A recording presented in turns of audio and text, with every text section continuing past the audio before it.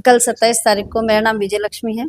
विरासत करके जो डांस शो चलता है वो चलाती हूँ मैं। कल 27 तारीख को मेरा शो का जो टाइम था उसमें जो भी बताया जा रहा है न्यूज़ चैनल पे वो सही बात नहीं है।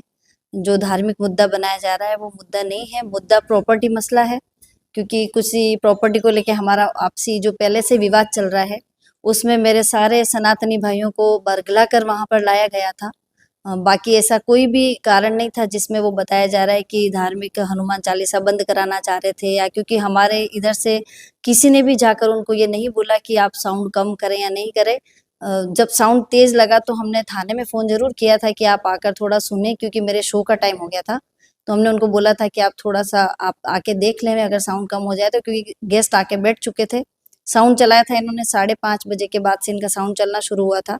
पौने 7 तक मैंने किसी को कुछ नहीं बोला, पौने 7 मैंने थाने में फ़ोन किया था भगवान लाल जी को कि आप आके थोड़ा-सा इसको देखें। तो उन्होंने बोला कि ठीक है हम जाप्ता भेजते हैं, और आप तब तक मेरा शो का टाइम हो गया था, हमने शो चालू कर दिया था। चलते शो में जो मेरे सामने पड़ोसी रहता है हिमांशु, क्योंकि आज तक कभी हनुमान चालीसा उस मंदिर में कभी हुई नहीं, और ना पहले कभी होती थी ना हमेशा होती है। कल ही इन्होंने एक सोची समझी साजिश के तहत ये किया ताकि मेरा शो डिस्टर्ब हो सके, और इन्होंने 2 बड़े स्पीकर लाकर, डीजे वाले स्पीकर लाके इन्होंने छत पे रखे और उनका मुँह मेरी हवेली की तरफ करके उनको तेज़ साउंड से बजाया गया, ताकि हम लोग, क्योंकि इनकी ये साजिश थी कि ऐसा बोलेंगे कि ये मना करेंगे ही करेंगे, जब इनका शो चलेगा तो हम इसको तूल देंगे। उन्होंने वही किया, और जितने भी मेरे सनातनी भाई आए थे, जिस भी दल से थे, बजरंग दल या शिवसेना जो भी, उन सबको ये बताया गया था कि इन्होंने हमको हनुमान चालीसा चलाने के लिए मना किया, जबकि ऐसा कोई मुद्दा नहीं था। उसमें एक असलम नाम का व्यक्ति का नाम आ रहा है, क्या वो हाँ। मामला पूरा आपको बताइए? जिस व्यक्ति का नाम ये ले रहे हैं असलम, वो हमारे केस के एडवोकेट हैं। जो हमारे मसले चल रहे हैं प्रॉपर्टी को लेके, उसमें वो मेरी तरफ से पैरवी करते हैं कोर्ट में। उसको लेके इनको थोड़ा-सा उनसे तकलीफ है कि ये वकील जो है हमारे खिलाफ लड़ रहा है, इसलिए मुद्दा बना है। बाकी वो वहाँ पर मौजूद भी नहीं थे, और जब बाद में घंटाघर थाना से जो जाब्ता आया था, उन्होंने पूरा चेक भी किया था। जब मेरे टूरिस्ट लोग चले गए थे, मेरा शो खत्म हो गया था, क्योंकि मुझे शो करना पड़ा जब मुझे गेट बंद करने पड़े थे। इतनी भीड़ थी कि मैं भीड़ को ये बता नहीं पा रही थी कि मैं शो करूँ या भीड़ को समझाऊँ कि मसला क्या है।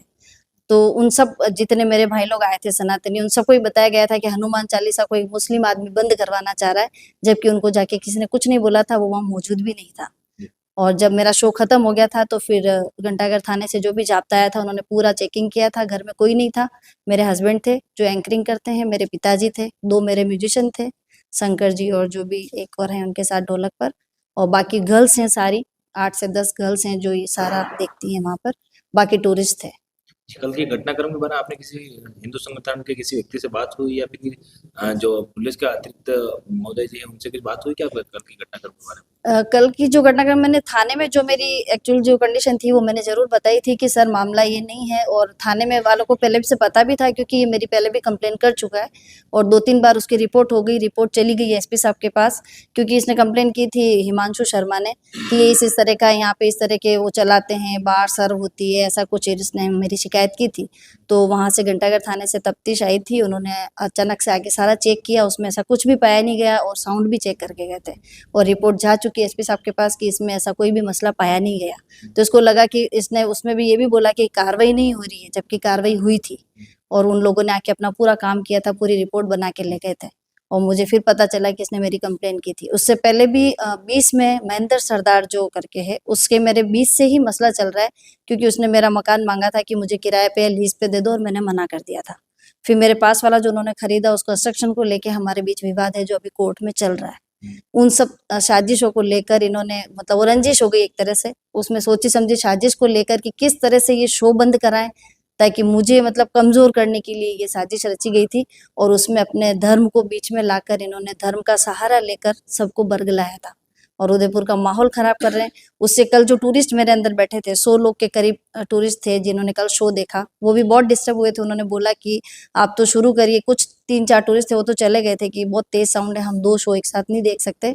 उनको हमने पैसा रिटर्न भी दिया, पर कुछ लोग थे, हमने उनसे रिक्वेस्ट की कि आप भी अगर चाहें तो रिटर्न ले लो। उन्होंने बोला कि नहीं, हम आपका शो देख के जाएंगे, हमको विरासत का शो देखना है, इतने सारे अच्छे रिव्यूज हैं आपके, हम देखेंगे, चलने दीजिए, आप अपना साउंड बढ़ा लो थोड़ा। तो फिर हमने भी थोड़ा साउंड बढ़ाकर उस शो को पूरा किया, क्योंकि हनुमान चालीसा की इतनी तेज आवाज आ रही थी कि वो देख नहीं पा रहे थे। तो थोड़ा हमें भी जो रोज चलता है उससे थोड़ा सा ज्यादा हमको बढ़ाना पड़ा कल, और फिर शो खत्म हुआ, जब सारे टूरिस्ट देख के 100 के करीब टूरिस्ट जब निकले, वो सब मुझे बोल के गए कि मैम यू टेक केयर, क्योंकि उनको ये एक तरह से टूरिस्टों के लिए दहशत का माहौल बना था। और उसका रीजन सिर्फ हिमांशु शर्मा और महेंद्र सिंह सरदार है, बाकी मेरे किसी भाई की कोई गलती नहीं है, क्योंकि उनको सिर्फ उनके चेहरे से लग रहा था उनको यही पता है, जो उनको बोला कि हनुमान चालीसा बंद करा रहे थे और वो मुस्लिम है, तो उनका ये स्वाभाविक था उनका इस तरह से आना।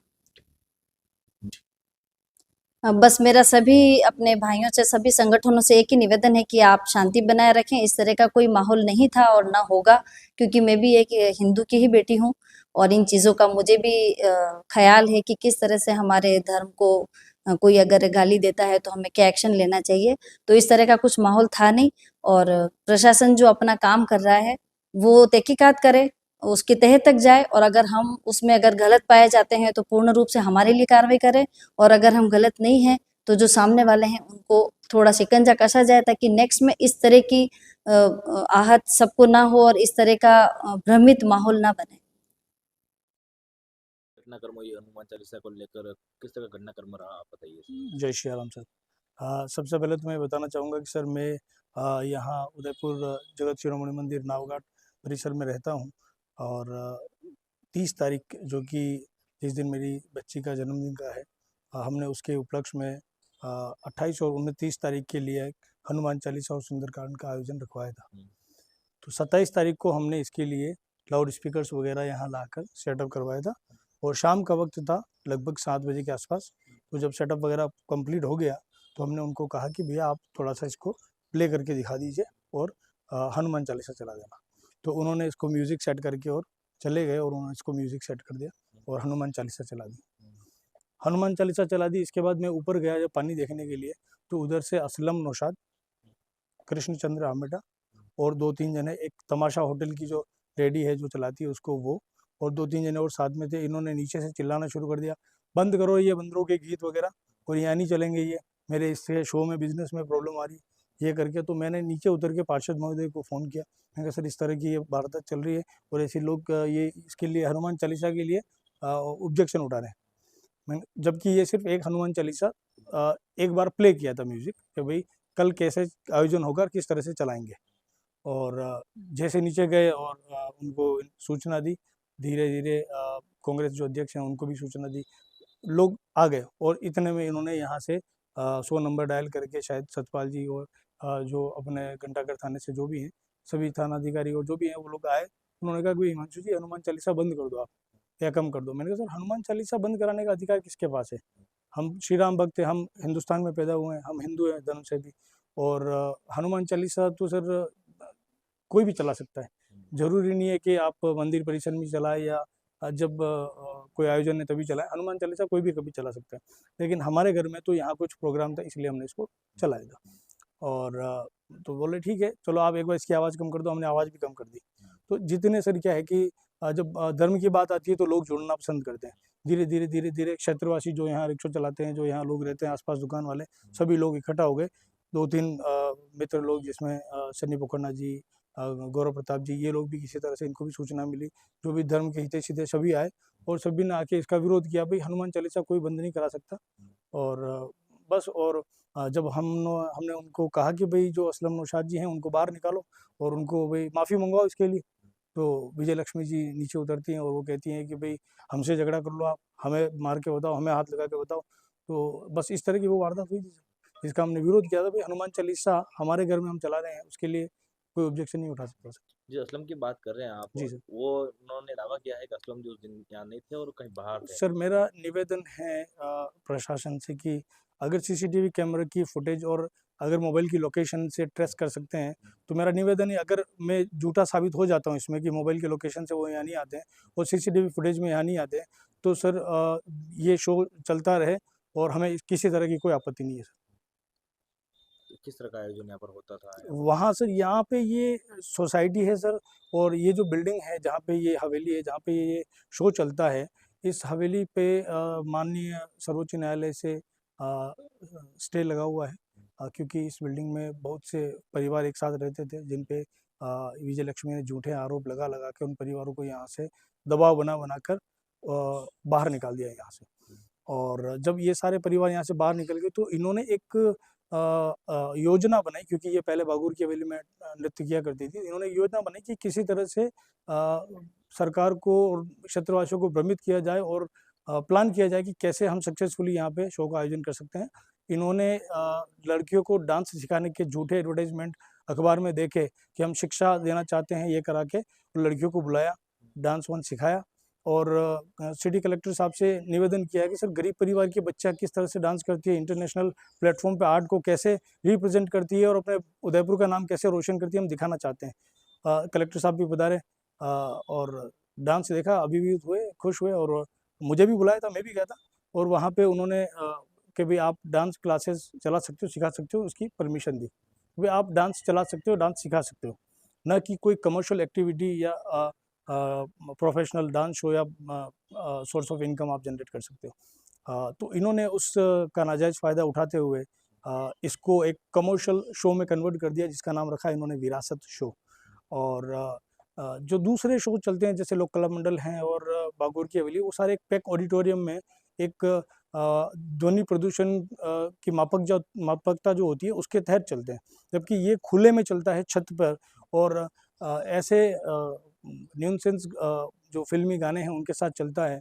यहाँ सभी तरह की जो भी नशे की लत की जो भी चीज़ें थी वो भी यहाँ मिला करती थी पहले। जब हमने इसकी शिकायत करी तो उन सारी चीज़ों को इनको सूचित किया गया कि आप लोग ये हटा दें यहाँ से, नहीं तो आपका ये हमेशा के लिए बंद हो जाएगा। तो इन्होंने ये सारी चीज़ें हटा दी वहाँ से। अब सर ये क्या है कि जितनी भी इनके यहाँ गाड़ियाँ वगैरह आती है सभी हमारे घर के बाहर लगाते हैं, हमसे झगड़ा करने की कोशिश करते हैं और ये खुले में छत पे जो चलाते हैं सर, उससे इतना म्यूज़िक चलता है कि सभी पड़ोसी परेशान हैं इससे सर।